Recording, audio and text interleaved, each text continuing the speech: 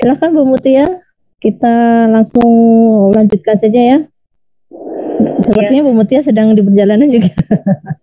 Iya, namun saya Bu, ini ada perubahan mendadak jam terapinya Raihan, jadi share PPT ya. Mungkin saya terangkan lisan saja. Assalamualaikum warahmatullahi wabarakatuh. Waalaikumsalam. Mungkin untuk teman-teman yang sudah pernah kuliah dengan saya kenalkan kembali, saya Mutia.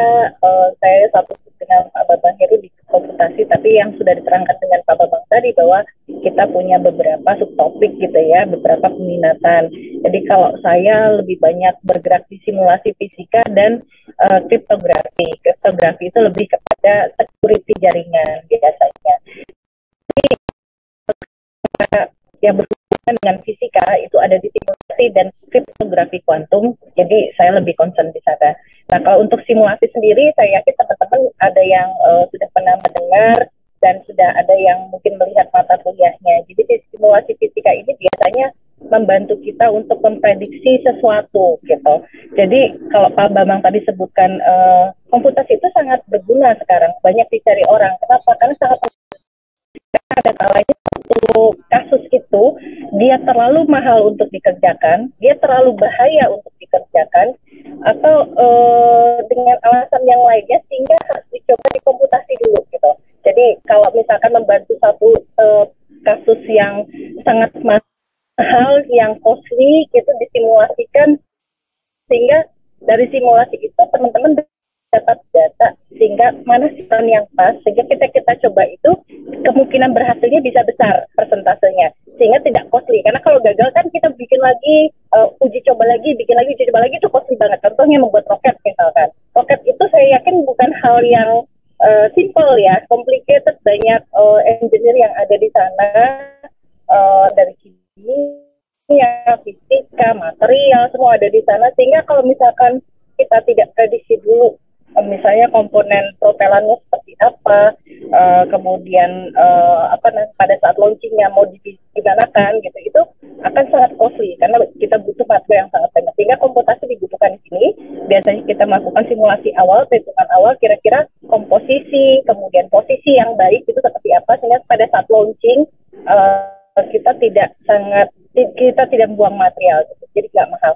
Kemudian misalkan ada satu eksperimen yang sangat berbahaya, misalkan berhubungan dengan bahan-bahan kimia yang sangat bahaya atau dengan benda-benda yang sangat panas, itu kan beresiko ya untuk keselamatan.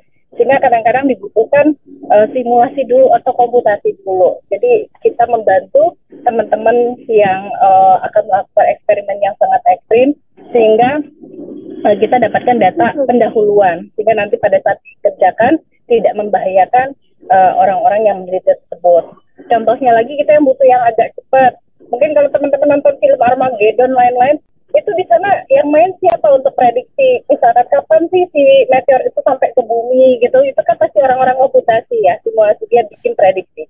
Jadi intinya komputasi ini bisa diterapkan di bidang mana saja, ya, kimia bisa, di sosial bisa, di fisika apalagi dibutuhkan. Nah, jadi saat ini komputasi itu sangat diminati oleh banyak orang karena bisa dipakai oleh semua bidang.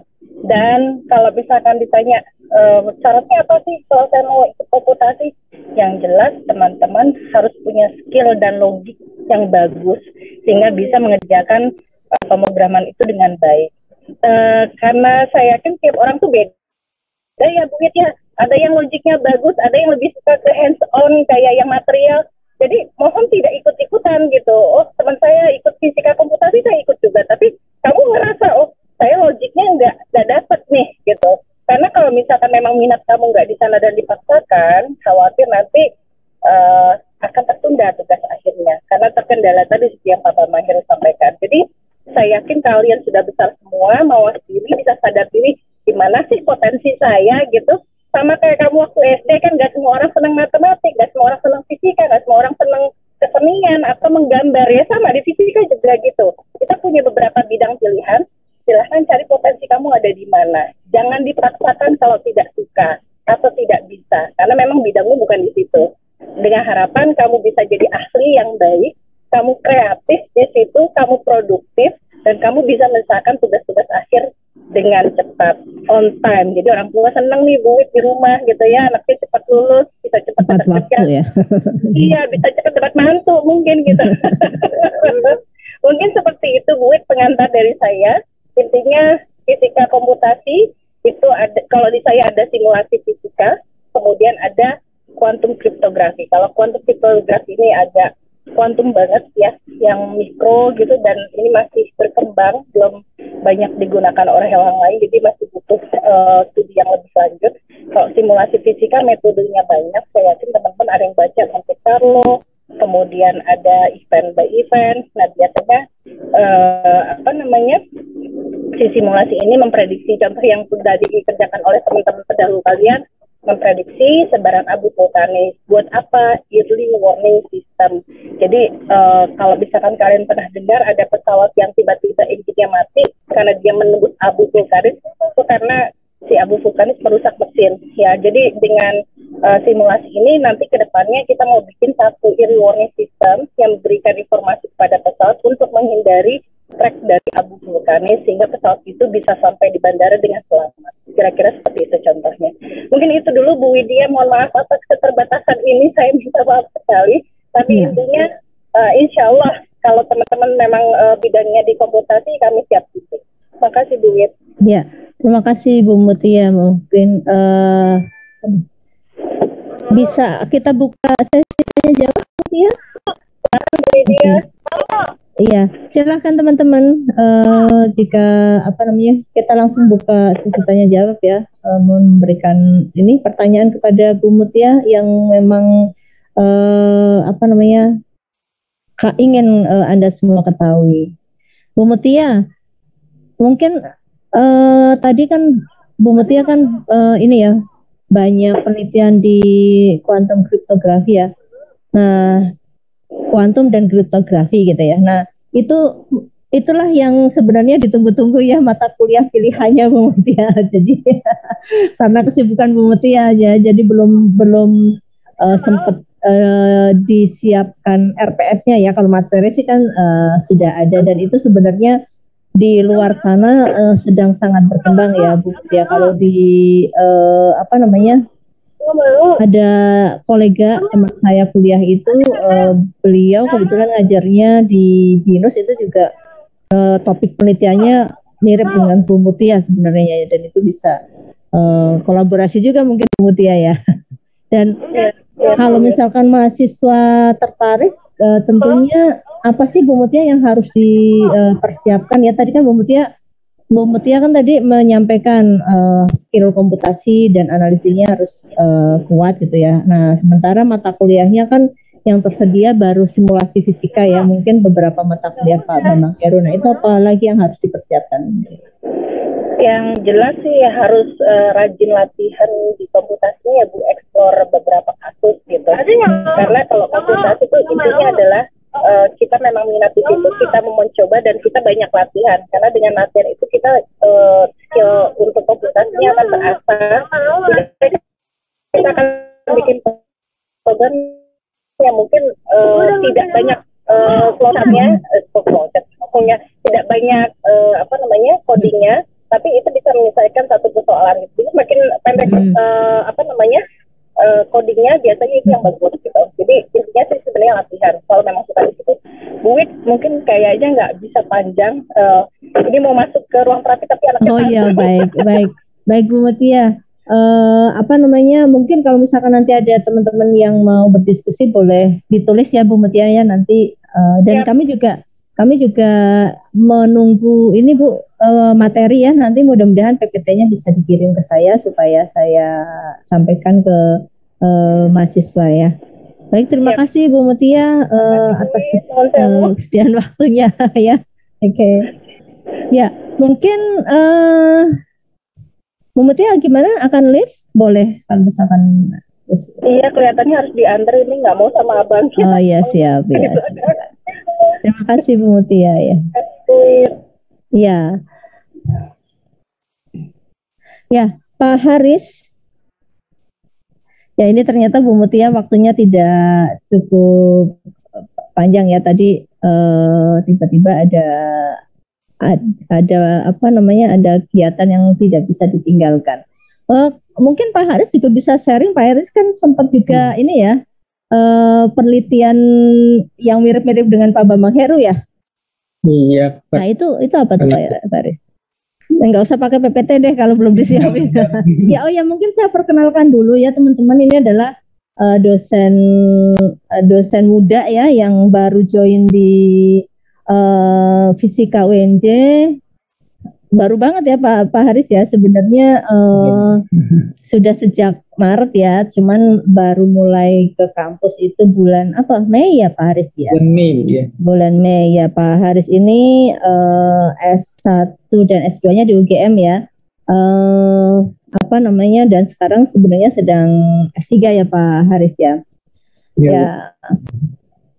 Jadi Pak Haris ini meskipun diminta untuk join di instrumentasi, tetapi tadi sebenarnya beririsan ya antara instrumentasi dan komputasi, dan penelitiannya Pak Haris itu juga ada yang bidangnya mirip-mirip dengan, atau topiknya mirip-mirip dengan Pak Heru atau Bu Mutia Pak Haris? Lebih ke Pak Heru sih. Lebih ke Pak Heru. Nah itu boleh diceritakan, silahkan Pak Haris, masih ada waktu beberapa, mungkin langsung ditodong ya. Mohon maaf. Ya, oke. Terima kasih waktunya Bu Wit. Selamat pagi teman-teman semua. Ini saya menambahkan aja, kebetulan pernah punya pengalaman juga di topik yang seperti Pak Heru kerjakan. Dulu sebelum kuliah S3, kebetulan saya pernah bekerja sebagai data scientist di salah satu perusahaan di Jakarta, perusahaannya di Jakarta malahan ya? Daerah Jakarta, gitu. Daerah Kramajati. Ya, jadi kita menganalisis data bisnis sih, saya pernah ikut di proyek di Bank Mandiri dulu. Jadi kita punya data di Bank Mandiri tentang transaksi customer gitu. Kita coba mengkategorisasi tipe-tipe customer gitu. Ada customer A, B, C. Kita pakai algoritma Principal Component Analysis, KNN. Mungkin kalau teman-teman pernah belajar machine learning ya, KNN, K-nearest neighbor, Principal Component Analysis, terus DB-scan gitu. Nah, intinya untuk sampai ke sana, kalau menurut saya teman-teman harus menguatkan dulu ini sih, logik numeriknya ya, logik numerik. Kita belajar di komputasi itu, mungkin kalau teman-teman di awal-awal belajar nanti ada materi metode pencarian akar, pakai metode Mitterrandsen, pakai metode secant, pakai metode apa lagi itu ya, beda maju beda hitung turunan ya, turunan suatu fungsi gitu. Nah itu penting banget buat ngantarin kita untuk memahami algoritma optimisasi. Nah, sebenarnya apa yang dijelaskan dari Pak Heru tadi, itu kan beliau punya data, terus kemudian mencoba menjelaskan data itu dengan logika matematik ya. Kalau di sini bisa pakai deep learning, pakai random forest, pakai decision tree, support vector machine, kalau teman-teman pernah belajar. Nah, modelnya udah ada, kita cocokin dengan data. Kalau yang teman-teman di machine learning lakukan.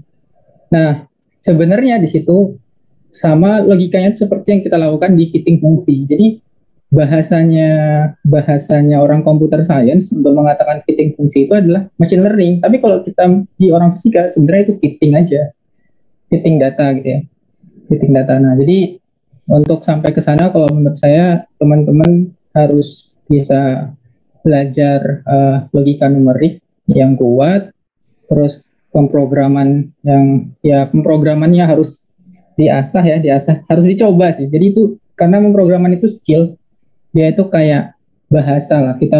Teman-teman bisa bahasa Inggris, nggak bisa kan cuma baca doang kan, pasti harus diomongkan, dipraktekin. Sama juga pemrograman itu karena dia bahasa, ibarat kita ngomong sama mesin, jadi harus sering-sering dicoba.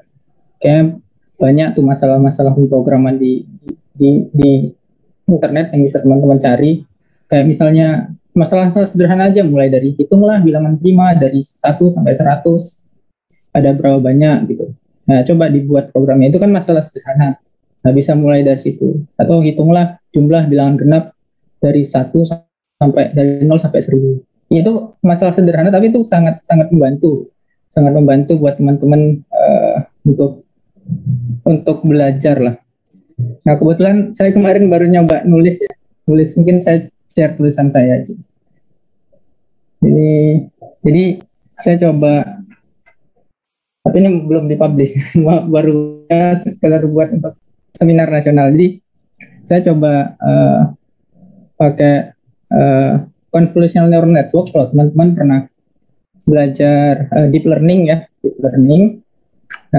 Ya saya coba mengklasifikasi kualitas dari buah. Di sini ada buah, ada 6 jenis buah ya, buah.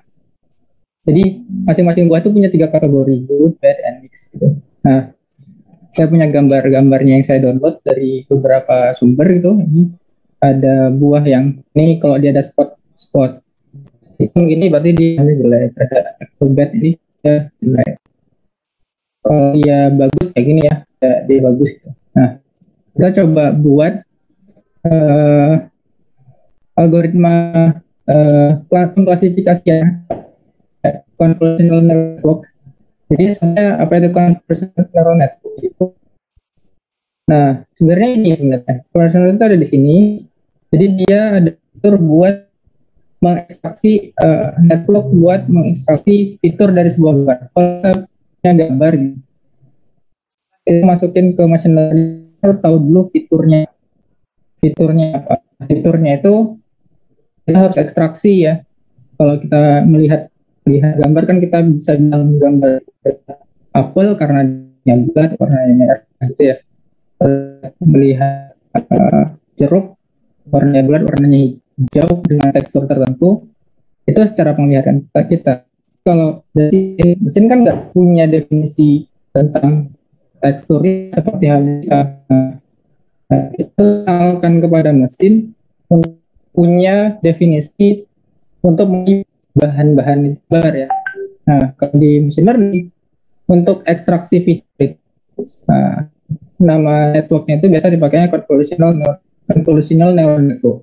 Jadi image dari belakang sini dikenakan convolutional neural network, nanti bakal ada fitur ya, fitur berupa vektor, sehingga vektor bisa berupa vektor sebanyak 662.000 vektor hasil fiturnya. Kalau saya pakai mobil net ini vektornya 62.000, kalau VGG16 pakainya hasil dari fiturnya 75.000 dan seterusnya. Nah, vektor output dari gambar itu yang saya masukin ke fully connected layer neural network untuk diklasifikasi. Nah, setelah diklasifikasi nanti tinggal aja nih proses trainingnya. Saya bisa dapetin akurasi. Ini kan proses iterasi sebenarnya, iterasi. Terus nanti kita dapatkan akurasi tertentu tergantung seberapa lama teman-teman men-training ini. Nah, ini nggak butuh komputer yang cukup berat sebenarnya, bisa di-running di Google Colab saja. Terus ya ini juga fiturnya saya coba klasifikasi pakai Principal Component Analysis. Ya cukup terbeda kan antara yang good terus yang bad ya, bad sama mix itu kualitas di antara bad and good.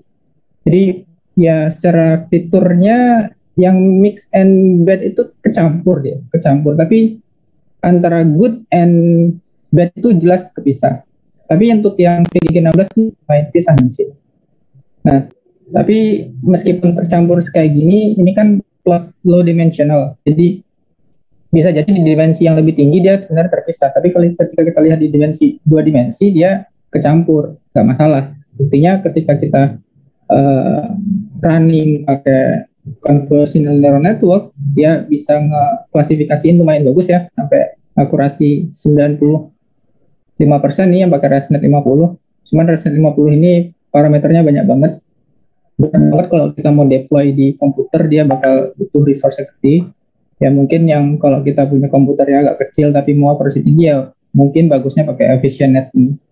Karena dia juga parameternya dikit, akurasinya bisa bagus, vektor hasilnya juga cuma sedikit gitu. Jadi secara perhitungan ya lebih ringan lah kalau kita mau deploy ke misalnya ke Jetson Nano, ke Raspberry gitu ya, kita mau deploy, kita pasang kamera di sana mungkin lebih ringan. Nah itu yang baru saya coba kerjakan dengan ya, karena belum ada funding buat bikin ini, jadi saya coba cari topik yang bisa dikerjakan secara komputasi ya. Jadi, itu yang mungkin bisa saya bagi. Ya nanti kalau teman-teman tadi ada yang nanya peluangnya komputasi kemarin, sebenarnya banyak banget. Jadi ya tempat saya kerja dulu kan memang dia analisis data ya, data. Jadi intinya kalau teman-teman udah bisa memahami konsep optimisasi fungsi di dalam machine learning, nah teman-teman di perkuliahan menyelesaikan permasalahan terkait masalah fisika, mau dibawa kemanapun itu sebenarnya tinggal ganti data aja. Misalnya mau ke ya bisnis analisis gitu, ya kita cuman pakai metode yang kita pelajari di fisika dengan data yang baru gitu. Cuman beda data aja, tapi teknik-tekniknya sama aja. Bakal ketemu dengan PCA, bakal ketemu dengan KNN, ya deep learning, neural network. Kalau masuk computer vision ya pas ketemu convolutional neural network.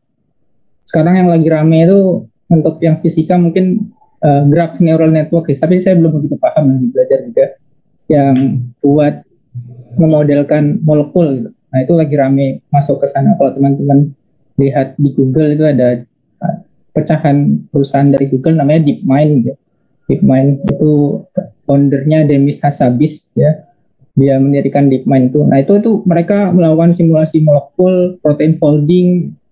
Nah kalau mau masuk sana tuh kita bisa coba belajar di graph neural network, bareng-bareng lah belajar. Saya juga lagi coba pengen ya sanggup atau enggak, coba sambil jalan bisa dipelajari gitu. Nah intinya teman-teman bisa eksplorasi lah di komputasi.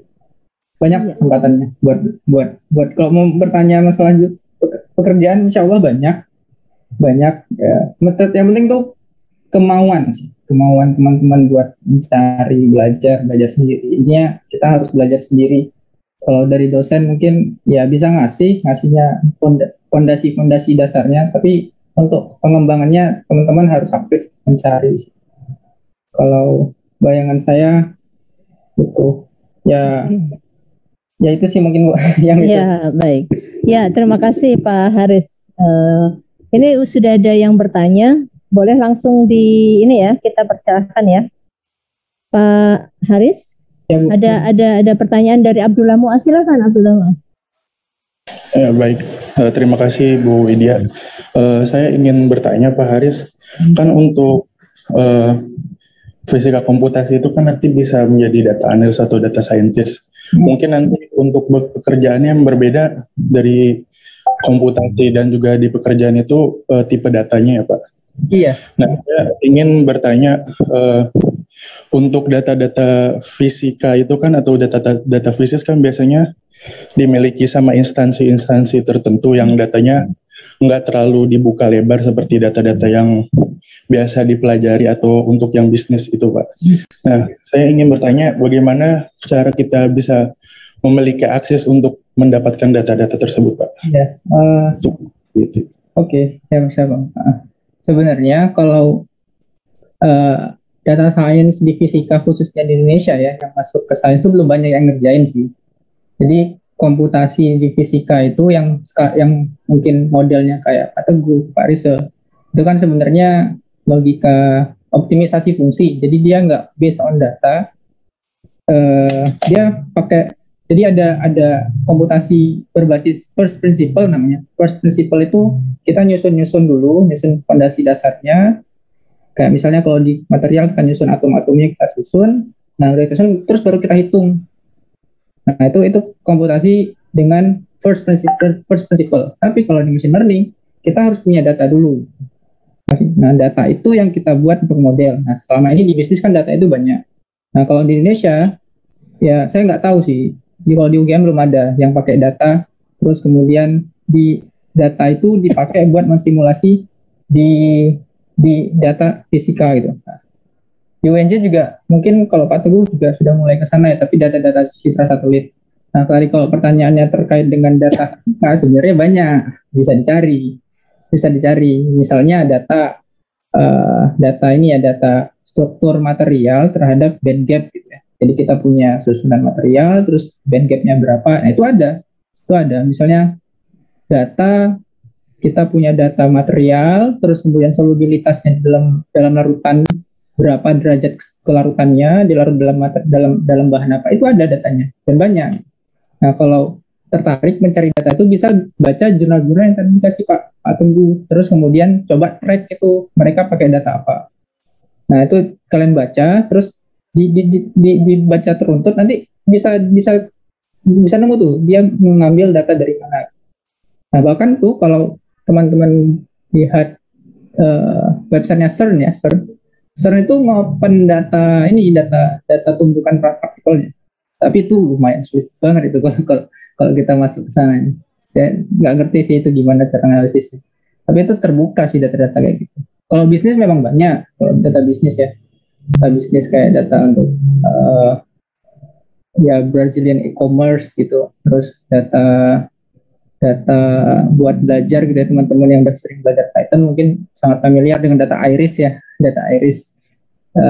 Terus data housing fault itu sangat terbuka sih. Tapi kalau untuk data science sebenarnya banyak, mungkin kita nggak familiar. Tapi kalau mau nyari terus pengen belajar, ya ada, nanti bisa di tracking. Nanti kalau nggak ada, ya bisa nanti kita kontak, kita diskusin doang lah di lain kesempatan.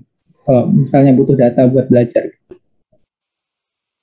ya mungkin itu sih yang bisa saya tambahkan. Terima kasih Pak Haris. Silahkan yang lain, masih ada pertanyaan?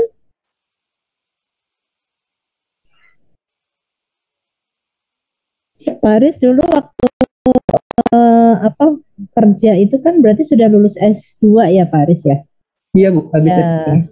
S2 ya. Nah, kalau misalkan nih mahasiswa kita tidak ingin melanjutkan gitu ya dengan skill komputasi yang diperoleh dan skill komputasi pada saat melaksanakan skripsi gitu ya, itu berarti sebenarnya sudah siap kerja ya ke industri ya. Ya Bu, sebenarnya siap. Yang penting logika triknya itu jalan lah. Ketika dikasih masalah, ya bisa mencari solusinya, bisa mencari. Memang ketika dulu saya awal kerja di sana, yang saya pahami cuman bukan saya S2 pernah menyelesaikan masalah optimisasi fungsi gitu. Jadi saya eksperimen, ada data dari pengukuran ellipsometri, dapat data, nah terus data itu saya simulasi. Nah itu kan sebenarnya permasalahan optimisasi. Nah dari data itu saya belajar. Tapi saya nggak ngerti data bisnis sebenarnya itu mau ngapain, gitu yang dilakukan. Tapi karena saya punya background itu, jadi ketika dikasih masalah, nah dari situ teman-teman bisa belajar cepat. Nah sebenarnya ini bidang data science itu bidang yang memang banyak dimasuki orang fisika, matematik, statistik. Bahkan kalau di internasional pun fisika teori ya, fisika komputer, splitnya itu ke data scientist, splitnya ke data scientist. Nah, yang ngembangkan konsep-konsep data science juga banyak orang-orang fisika. Nah, itu sangat terbuka sekali lah peluangnya. Saya punya teman fisika juga, kakak angkatan saya 2007 tapi jauh banget. Dia diriin perusahaan data scientist di data analytics di Jakarta, itu namanya kalau tahu Volantis ya nama perusahaannya. Nah itu kakak tingkat saya fisika juga. Teman-teman saya yang fisika banyak bekerja di data scientist, data engineer. Ya, data scientist, data engineer tuh ya mainannya teman-teman fisika angkatan saya sih. Oke. Baik, terima kasih. Ini ada 2 orang yang bertanya. Langsung saja silahkan. Mudah-mudahan nggak panjang-panjang ya. Jadi nanti jam 12 bisa selesai. Hernanda dulu, boleh? Ya, baik Bu. Terima kasih atas kesempatannya. Izin bertanya Pak, untuk machine learning atau data science, apakah dibutuhkan keahlian database atau MySQL gitu ya Pak? Apakah itu nanti akan dipelajari juga di perkuliahan? Ya, terima kasih Pak. Wassalamualaikum warahmatullahi wabarakatuh. Kalau menurut saya dulu ke industri nggak ngerti MySQL, tapi sekarang ngerti karena saya udah di sana. Sebenarnya itu nggak begitu perlu sih. MySQL itu kan cuman managerial data ya, nyusun data di cloud, di server gitu, supaya kita bisa ngambilnya dengan mudah. Nah, karena kita sebagai data scientist, kemampuan analytics-nya diprioritaskan, bukan kemampuan bagaimana kita menempatkan data di cloud sehingga orang gampang akses, enggak. Ketajaman analisis kita yang sangat dibutuhkan gitu. Jadi kalau teman-teman nggak ngerti SQL, sebenarnya nggak masalah. Cuman ketika daftar, memang sering kali dituliskan, kadang ada kebutuhan skill SQL lah, kadang ya sering kali dituliskan. Tapi sebenarnya itu nggak sulit kalau teman-teman sudah cukup kuat di pemrogramannya, mau belajar itu tuh nggak sulit. Teman-teman di industri juga udah sadar kalau pemrograman itu bukan hal sulit, itu hanya tools. Mereka tuh butuh orang yang kuat di analytics dan bisa menjelaskan konsep-konsep di machine learning gitu. Jadi ketika mereka melakukan hasil analisis, dapat datanya bisa dijelaskan. Nah, itu yang butuh orang seperti itu. Nah, untuk bisa menjelaskan suatu data, hasil data, itu kemampuan analisisnya harus terus dikembangkan sih, dipelajarin. Harus belajar matematikanya lebih kuat gitu, di matematika fisika, di metode numerik sih. Kalau saya sih lebih ngerasa metode numerik itu sangat banyak membantu ngasih pemahaman. Ya itu sih, Mbak Hernanda. Ya, baik Pak, terima kasih atas jawabannya. Iya. Sama. Satu lagi siapa ini ya, namanya tidak Muhammad siapa? Muhammad Ridho. Oh, Muhammad Ridho, silahkan Ridho. Ya baik, terima kasih Bu Widya atas kesempatannya dan Pak Haris atas materinya. Izin bertanya Pak, terkadang mungkin kendala untuk belajar data scientist itu biasanya dari banyaknya data yang tersedia, namun banyaknya juga data yang sangat acak-acakan gitu Pak, seperti di Kaggle gitu misalnya. Nah itu terkadang juga beda model yang ingin dihasilkan atau beda tujuan yang ingin dicapai, itu beda juga perlakuan kita terhadap data yang ingin diproses atau sebelum preprocessing datanya gitu. Nah itu bagaimana sih Pak kira-kira kiat-kiat atau tips dan trik yang mungkin bisa dibagikan kepada kami sebagai mahasiswa untuk belajar dalam pengolahan data atau data ruang linknya itu? Iya, oke.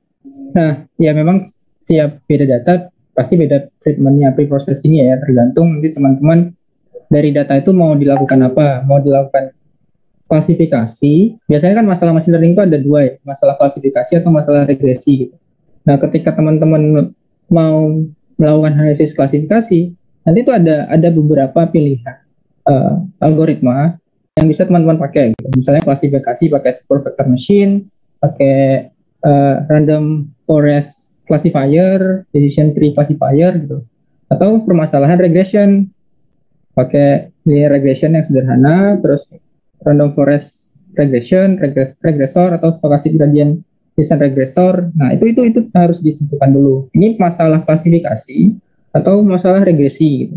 Kalau masalah regresi pakai tuh algoritma regresi, kalau masalah klasifikasi pakai algoritma regresi. Nah, itu yang harus teman-teman pelajari. Dan kalau ngambil datanya di Kaggle tuh kayaknya lebih ini sih kalau menurut saya, lebih soalnya di situ kan orang udah nge-share codingnya ya, kayaknya lebih enak belajar di situ. Jadi kita bisa melihat code orang. Jadi ada data kompetisi kan biasanya di situ ya. Ada data buat kompetisi, terus nanti ada orang tuh datang ngerjain tuh. Nah, mungkin buat teman-teman yang belum punya kemampuan analisis, nah bisa melihat cara orang analisis buat situ. Tapi syaratnya harus kuat di ini dulu ya, di basic pemrogramannya. Kalau udah kuat basic pemrograman, ketika baca notebook orang, oh dia analisis kayak gini ya. Itu pengalaman. Jadi ya sering-sering coba, sering-sering ya dilatih gitu. Karena ini ya saya bilang karena ini bahasa. Kalau pemrograman itu bahasa harus dilatih, tapi kalau analytics itu dia memang skill kemampuan memang harus diasah sering-sering sih. Dibiasakan diri dengan data gitu, biar terus berkembang. Itu sih mungkin kalau ya berdasarkan pengalaman di data ya, tapi belum ada kaitannya sama fisika. Jadi ya sambil jalan kita coba bisa konekin lah nanti. antara fisika dan data analisisnya. Oke, baik. Terima kasih Pak penjelasan, Pak. Baik. Ya, terima kasih. Ridho, ini ternyata masih ada 7 menit. Ada lagi yang mau tanya? Ada lagi yang mau bertanya? Waktunya masih ada 7 menit. Ini Yusuf Niko, silahkan. Baik, terima kasih Bu Widya.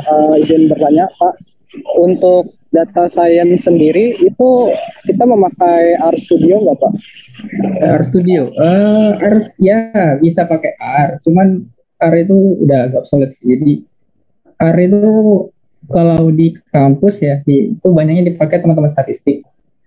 Bisa aja kalau kita mau pakai itu, cuman kurang fleksibel gitu. Jadi kalau menurut saya mau lebih powerful lagi, saran saya sih pakai Python.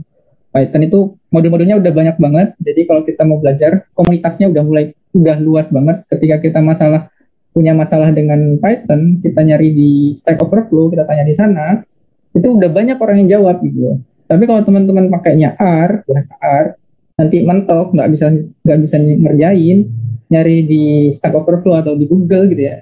Nah kadang belum, karena komunitasnya nggak banyak, jadi nggak banyak yang bisa ngasih bantuan jawaban gitu. Tapi kalau pakai Python, karena komunitasnya banyak, jadi kita ngetik di Google aja, masalah kita tuh nanti muncul tuh. Oh ini caranya gini, gitu. Tanpa harus ada yang jawab. Di Stack Overflow bisa nyoba di situ. Walaupun mungkin ke depan Python tuh kayaknya ke depan bakal mulai digantiin sih. Ada satu bahasa baru namanya, buat persiapan aja teman-teman belajar. Ada namanya bahasa Julia. Julia ini dia kayak Python juga, dia general purpose programming, jadi dia bisa buat multi purpose ya, bisa kayak data science, bisa untuk data engineer, bisa untuk web programming, buat Android aplikasi gitu banyak. Nah Julia itu juga bisa itu, tapi kelebihannya dia lebih cepat gitu. Jadi kayak deket sama C lah bahasanya, kecepatannya. Nah itu next, mungkin setelah ini Python bakal tergantikan dengan Julia, nggak tahu sih.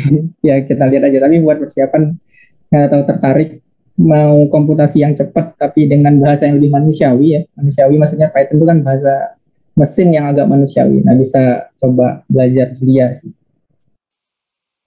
Itu sih kalau menurut saya.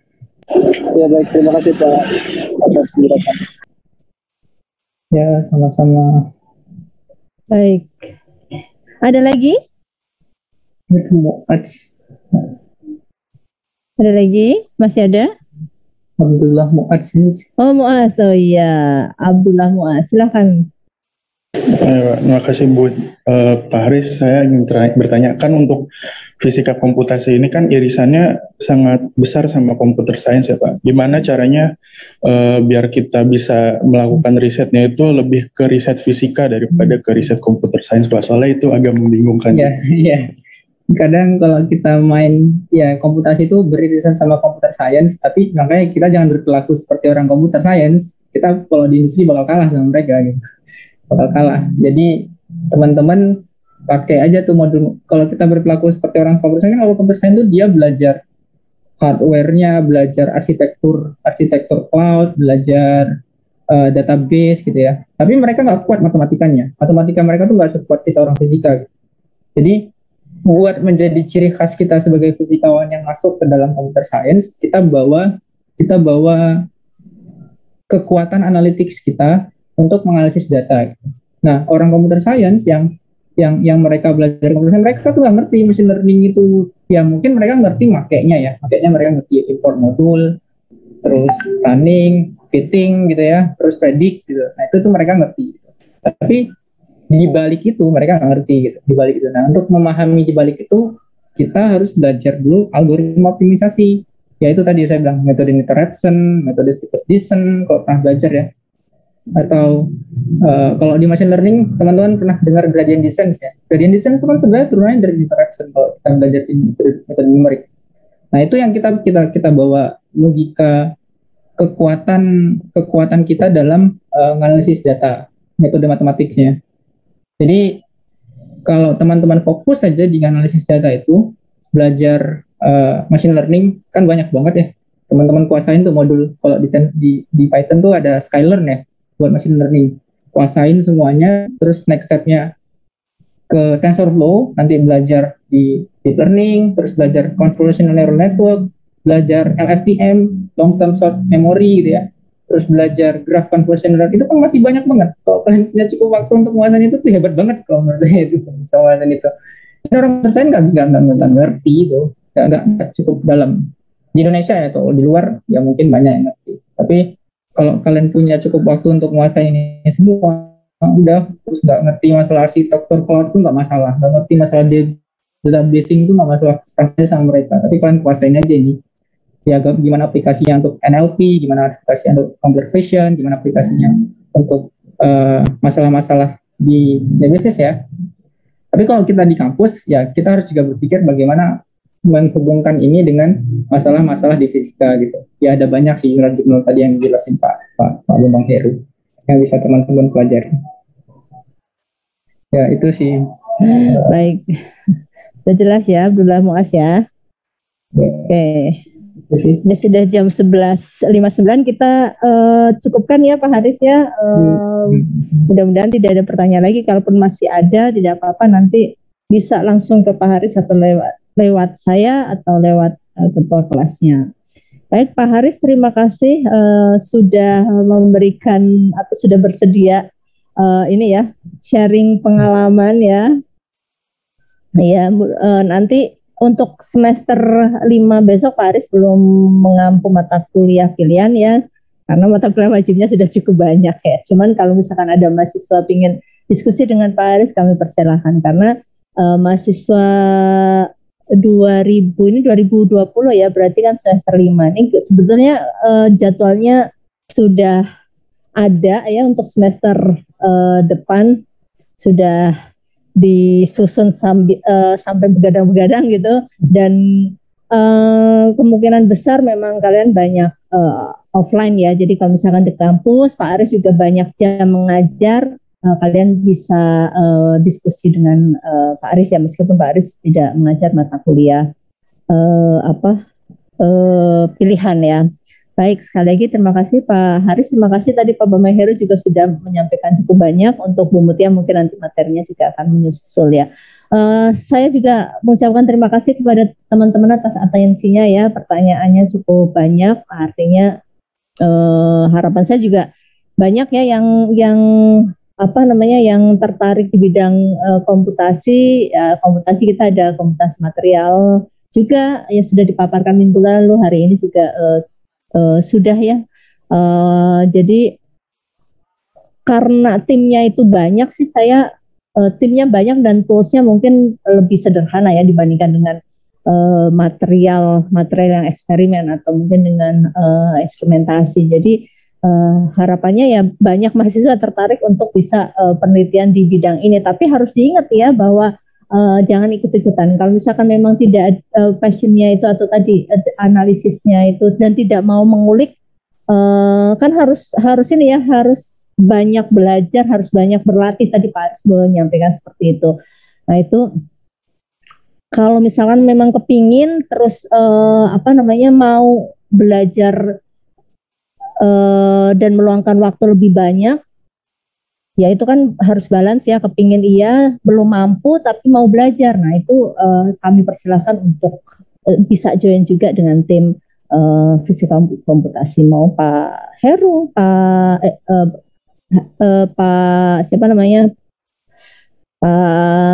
Riser, Pak Hadi lagi, Pak Teguh, Bu Mutia, mungkin nanti Pak Haris juga akan join 2 kaki ya Pak Haris ya, kalau Pak Haris ya karena sudah saya pesenin seperti itu ya, kebutuhan di fisika instrumentasi juga banyak ya. Jadi itu mata kuliahnya apa saja yang akan dibuka di semester depan untuk menunjang kepeminatan fisika komputasi ini. Ada teori bahan terkondensasi itu untuk yang material, kemudian ada Kapita Selekta fisika komputasi, kemudian ada simulasi fisika, kemudian ada analisis sinyal digital, kemudian ada pengolahan citra digital ya. Silahkan dipilih ya.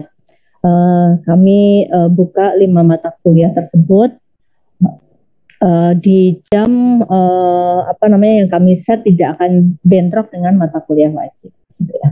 Baik, alhamdulillah sudah pukul 12.03, sudah lewat 3 menit. Terima kasih kepada para narasumber atas waktu dan paparannya. Terima kasih atas diskusinya. Terima kasih atas atensi dari audiens semua. Marilah kita tutup pertemuan siang hari ini dengan membaca hamdalah alamin. Mohon maaf jika banyak yang kekurangan, masih banyak kekurangan atau ada yang kurang berkenan tadi karena narasumber kita tadi Bu Mutia tidak full ya. Kemudian saya juga tadi sempat agak skip ya, meskipun saya mendengarkan tapi saya pasif gitu. Mudah-mudahan minggu depan bisa lebih baik lagi pelaksanaannya. Selamat siang, wassalamualaikum warahmatullahi wabarakatuh. Tetap jaga kesehatan. Ditunggu kehadirannya minggu depan dan juga tetap harus aktif ya.